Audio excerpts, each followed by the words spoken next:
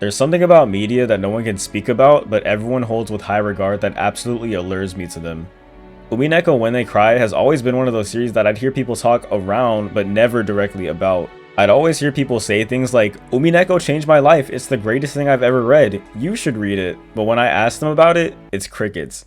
They just say things like, I can't really explain it, you just have to read it for yourself, or it's like super meta and like there's so many things going on, it's a murder mystery, and like this type of recommendation or lack thereof would do absolutely nothing for most people, but for me, hearing things like that from multiple people, let alone an entire fan base, just made me more interested in experiencing it for myself. I know for a fact that the majority of people don't gravitate towards recommendations like that the way I do, so I decided to make this video for anyone that's interested in reading Umineko or learning about what makes it so special. Because I'm not exaggerating when I say that when I did finally read Umineko, it completely changed my daily routine. I'd stay up late, wake up first thing the next morning just to read it, and I meticulously take notes on the story, character relations, and my working theories, and I just couldn't stop thinking about it. There are very few pieces of media that have creatively impacted me on the scale that Umineko has. Umineko When They Cry is a literary masterpiece.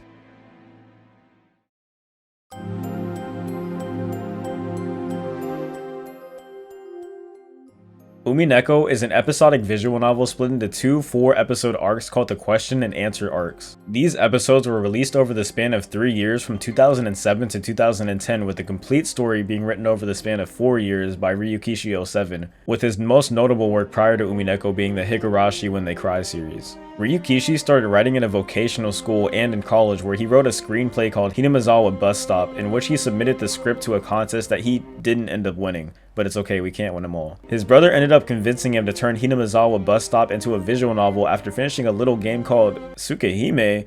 Hey, I also have a video on Tsukihime. That's so crazy. You should watch that after this one. The original script for Hinamizawa Bus Stop turned into a visual novel that ended up becoming the first episode of Higurashi When They Cry. Once the first episode of Higurashi was finished, Ryukishi needed to market it. Higurashi was initially marketed towards a niche audience of people that attended a doujinshi conference called Comiket, which is now one of the largest fan conventions in the world. Ryukishi burned CDs with the first chapter of Higurashi on them and sold them for about 100 yen, with the promise that if they finished the first chapter and emailed Ryukishi their impressions, he'd send them the next chapter for free. Ryukishi's goal with this approach wasn't to make a profit, but to ensure that Higurashi was as well known as possible. I really respect this hustle mentality, and I think it's safe to say that it all paid off all these years later. Getting back to the focus of this video, Umineko was heavily inspired by the regular novel And Then There Were None by Agatha Christie, which is currently the 4th best-selling book of all time as of writing this. When you look at the initial plot setup and the structure of Umineko and compare it to literally just the back cover of And Then There Were None, it's easy to see how overt that inspiration is. As I said in the beginning of the video, what initially made me interested in this series was the way that fans talk around the series rather than talking directly about it, similar to the way that people talk about 13 Sentinels, which I also have a video on. This was one of, if not the first series that I saw people doing this with online for years, but I never felt like anyone could fully convince me to read it outside of saying, "It changed my life." I think the biggest reasons why I decided to actually read Umineko was because 1, I wanted to see if it was actually worth all the hype, and 2, I wanted to finally make a video where people could actually understand what is going on in the series without having to actually start reading it like I did. Because the way that Umineko fans describe Umineko's appeal to people that haven't read it is like talking about the tip of an iceberg, except the tip of the iceberg isn't even what they're talking about. What Umi fans are actually describing is like the boat that's about to crash into the iceberg itself. That's how context sensitive this whole series is, and why a lot of fans can't really talk about it the way they want to without spoiling anything. Because of this, the only thing that I knew about Umineko going into it was that it was made by the same person that wrote Higurashi, which I still don't know very much about, and I also knew that there was a witch with a really funny laugh and that there was a fighting game for it. That's it. That's the only things that I knew about Umineko prior to reading it. But despite how little I knew going into it, by the time I finished reading Umineko, I'd written multiple essays on it, filled up half a journal of notes writing about it, started writing my own stories, and even picked up reading books again because of it. Umineko fueled my desire to create things again outside of music and video essays and completely changed my daily routine.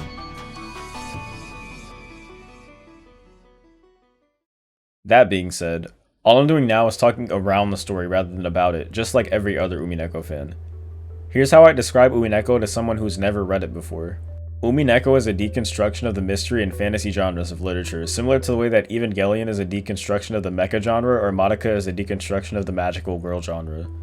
The story utilizes the most paramount books and rules of the mystery genre as a baseline and completely bends them throughout the story, to the point that they're unrecognizable. The story directly references and breaks down the mystery based on Ronald Knox's 10 Commandments of Detective Fiction and S.S. Van Dyne's 20 Rules for Writing Detective Stories throughout the plot. These are two rule sets that every mystery genre ever has and must follow as far as I know. Despite this deconstruction of the rules, the story still manages to follow each and every single one of them to a T.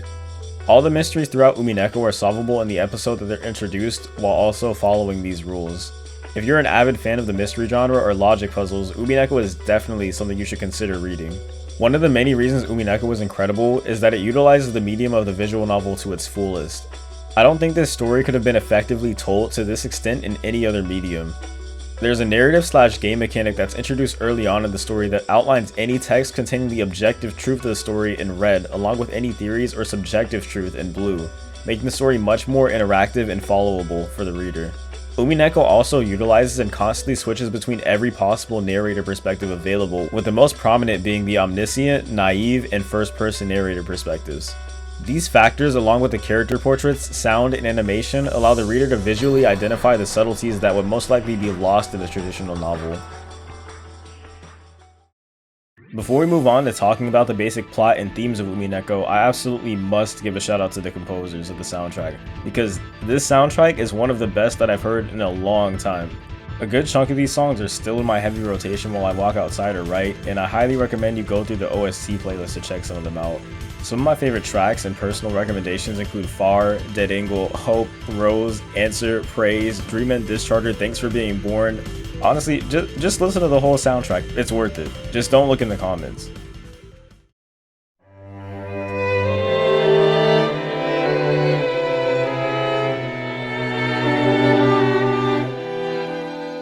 The first episode of Umineko begins with the Ushiromiya family traveling to the island of Rokenjima for a family conference.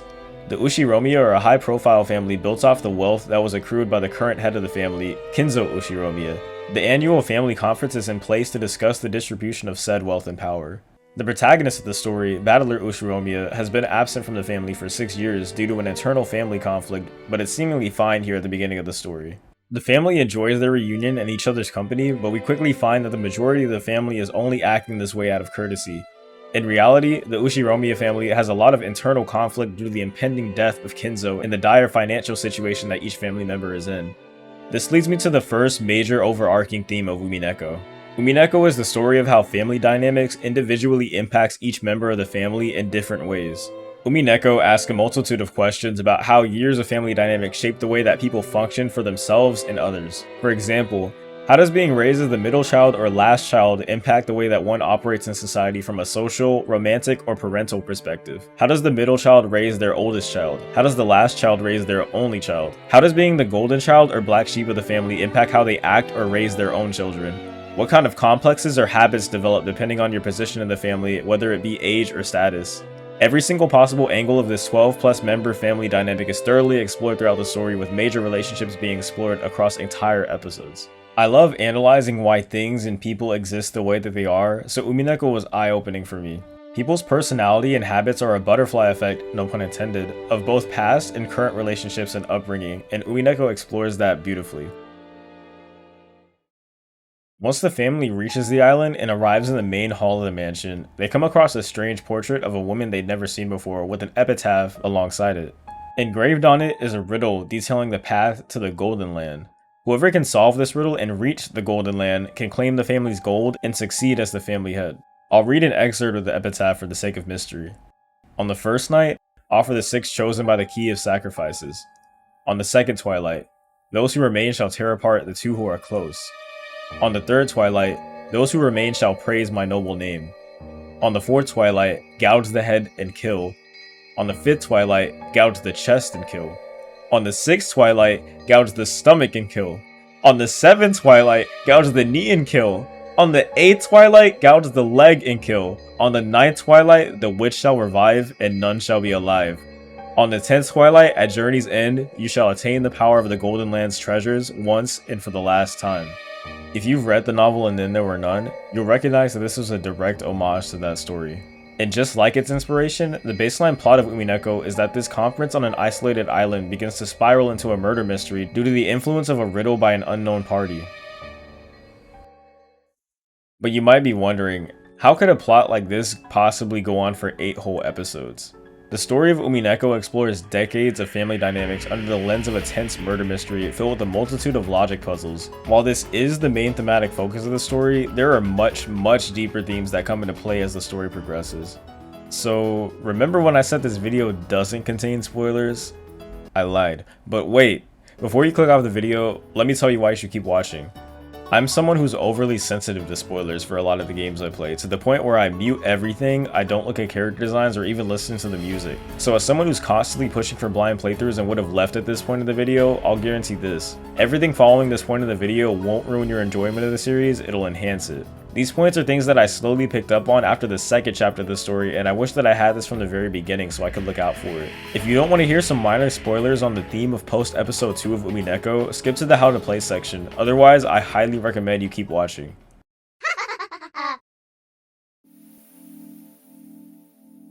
After the end of the first episode, the setting of the story takes an abrupt turn from the grounded murder mystery on the island of Rokenjima into a bizarre meta world of fantasy. A certain witch summons Badler to a metaverse located on a higher plane of existence to watch over an alternative perspective of the events of the first episode, which completely recontextualize what he just experienced.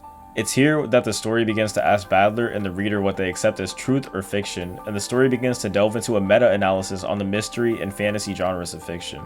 Past the first episode of the game, the story begins to explore the themes of anti-fantasy and also one's perception of truth and reality.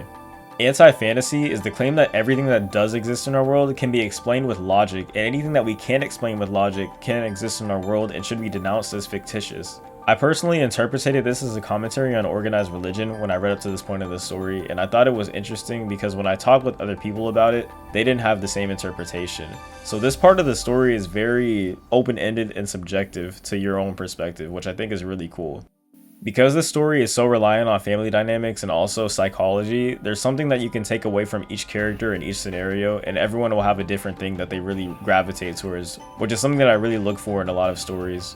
From here, Badler, a firm believer of anti-fantasy, and the witch, the embodiment of fantasy, begin to have a battle of ideals while watching over this meta retelling of the events of the first episode of the game. The story from this point forward is told in multiple layers, with the real world beginning in the first and the meta world being in the second. From here, the story expands into even more layers, which sounds crazy, and trust me, it is. The plot begins to repeatedly recontextualize itself through subtle and grand reveals, which constantly blew my mind and just kept me engaged while I was reading. Because the story is written on multiple meta layers, Ryukishi basically had to write 2 separate stories and combine them together into one package. Because of this, there are multiple themes and subplot points that are constantly being developed and intertwined throughout the main narrative. At a certain point, he even found a way to make a meta-analysis on creating stories and mysteries themselves. The way that he effortlessly managed to balance and intertwine these dramatically different storylines and themes so seamlessly has just been an enigma to me. I genuinely couldn't believe what I was reading for the majority of the story. So now you know how Umineko was made and what it's about, but how do you play it? The easiest and most accessible way to play Umineko is to just buy it on Steam. The story is divided into 2 halves, with the first half being the questions and the second half being answers. I also highly recommend that you install one of the mods for this version. Umineko Project is a mod that ports to the PS3 version of Umineko and adds animations and voice acting, which I think are crucial to the experience of the story. The 07th mod does the same thing, but I hear that people recommend just getting the Umineko project since it has more features. The way that I personally played it was on a modded Switch with a translation patch. Don't ask me how to do any of this publicly, just know it's an option. Nintendo ninjas will come and kill. Another option is to read Umineko through this YouTube playlist. This is playing through auto, so it's probably going to take a lot longer to read than just reading it yourself at your own pace, but it's still an option if you don't want to pay for it or you can't access it. There's also the manga adaptation. I hear this adaptation is actually pretty faithful to the source material, but I don't know if people recommend reading it over the visual novel. I personally think the visual novel is the way to go, but you can ask around and see if the manga is a good way to experience it. And finally, there's the anime, which you should probably avoid watching as your first experience. Unlike Higurashi's anime, from what I've heard, the anime adaptation of Umineko tries to condense the entire story, all 8 episodes, into 24 episodes, which is insane, and I don't think it'll work. but you can try it if you want to. I don't recommend it. And with that, the video is done. I appreciate y'all for watching the video, and hopefully this gave you a better understanding of Umineko and maybe made you interested in reading it yourself, which, by the way, if you do, definitely come back and let me know, because I love hearing that people got into a series or got other people into the series because of me. And I also want to give a shout out to y'all because the channel just hit 1,000 billion trillion subscribers, and that's crazy to me. I mainly started making videos because I didn't have anyone to talk to about the series I'm into, so I'm really glad that a lot of you gravitated around this channel, and I appreciate it, like, for real. So with that, make sure you buy Umineko, give your friend Umineko, give your grandma Umineko, make sure you share the video with your homies, like, subscribe, all that good stuff, and remember, without love, it cannot be seen.